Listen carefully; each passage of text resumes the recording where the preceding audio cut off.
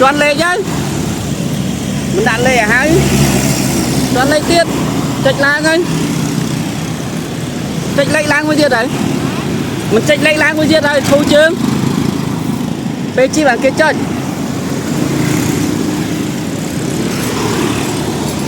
Chạch mới tiết đấy.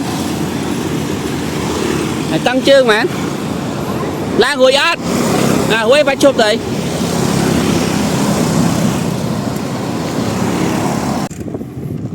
Bắt đám. Bắt đám mà đám sẽ thuê có đám này.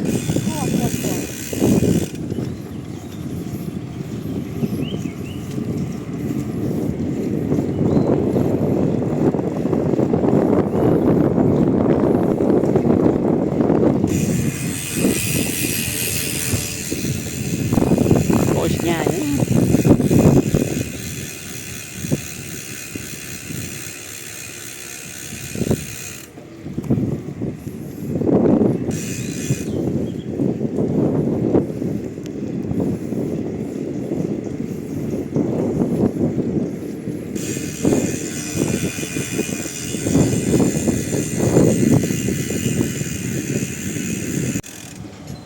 Mà cái đêm Messi mà chi còn Messi lọ khơi tọt vào lối á mình tẹt hai được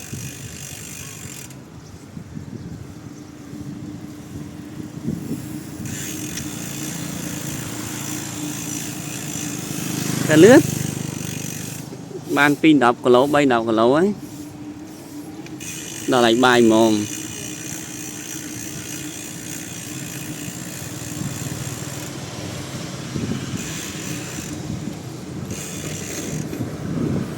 coming soon nó sẽ là máy sản xuất